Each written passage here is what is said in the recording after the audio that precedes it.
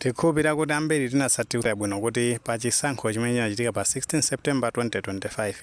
ndiye kuti chipani chomwe chinali cholamula mboma chimenecho chipani cha Malawi Congress Party chinaluza pa chisankho chimenecho. Ndiye mlomake ndithu chitaluza chitaona zoti zotsatira za chisankho zimenezo sizikukomera chipanichi. Ndithu ndithu anaganiza zothamangira kubwalo la milandu kukamang'ala maka ndithu kufuna chilungamo pa nkhani imeneyi pamene amanena kuti amene amayendesa chisankho chimenechi amene ndi abungwe la Malawi Electoral Commission amaoneka zona kuti madandaulo azipani ndiye kuti amene samakhala ochidwi kuti awathandize ndipo zotsatira zimenezo anathamangira ndithu ku bwalo la milandu kumeneko kumene amafuna ndithu akapeze thandizo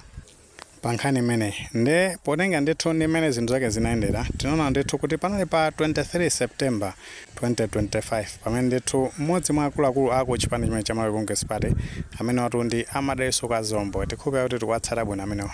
amene watu ndi ajana ndithu a deputy speaker a nyumba ndithu ya malamulo. Ndiyewa anazapita ndithu ku bwalo la milandu maka ukadandaula kuti bungwe la mmeki sizikumva ndithu madandaulo awo chifukwa iwo amanena zona kuti panali ndithu ma irregularities kapena ndithu zosamwisa zina maka pa nkhaniyo chisankho mmene chimayendera. Tikupeza kuti ambiri nkhani imeneyo tinayitsatira bwino.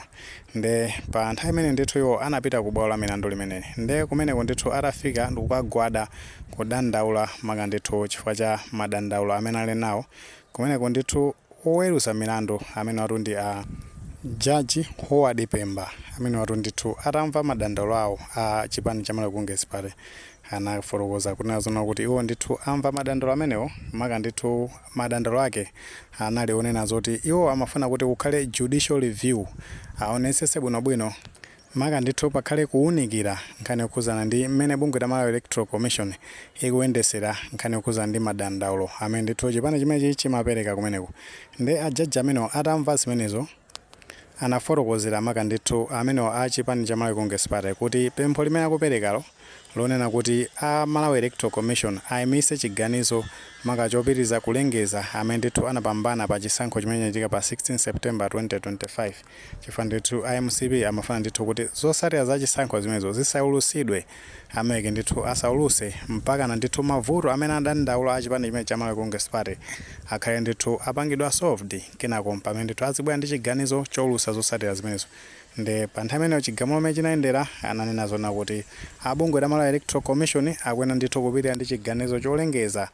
zotsatira ndithu za chisankho zimenezo. Komano nkhani imene anapempha amene wa chipani cha Malawi Congress Party yoti pakhale judicial review imene ndithu imene akupitirira ku bwalo la milandu aone kuti kodi chisogolo chiyenda motani. Ndiye potsatira zimezi taona ndithu kuti ako chipani chimene cha Malawi Congress Party atapita ndithu mwina ku drawing table kukhalira pansi kuona ndithu mmene chisankho chinayendera zofoka zina ndi zina komanso mwina maumboni amene ali nawo okhuza ndi madandaulo awo kuti anaberedwa pa chisankho chimenecho. Ndiye kuti iwo ndithu aona zona kuti si chabwino kuti apitirire ndi chiganizo choti ndithu kukhale judicial review malo mwake ndithu apitanso ku bwalo la milandu kukapempha kuti nkhani imeneyi ndithu ithe isapitirirenso. Amene anapita ndithu ku bwalo limeneli amene watu ndi George Kadzipatike amene watu ndi lawyer wa chipani chimene cha Malawi Congress Party ndi amene ndithu anapita ndithu ku bwalo limeneli kukathesa nkhani imeneyi ndimene ndithu zakhalira pamenepa. Ndiye kuti ndi chisimikizo kuti umboni weniweni maka pa madandaulo amene anali nawo aona zoti umboni umenewo ndoti ndopanda pake palibe ndithu chimene angakaphule kumeneko ku bwalo la milandu akapitiriza ndi nkhani ngati imeneyi chifukwa tikupeza kuti ambiri timatsatira bwino kuti mukamapita ndi madandaulo ngati amenewo mumapeza zoti kumakhala ndithu ma penalties ndiye kamwaluza. Ndiye kuti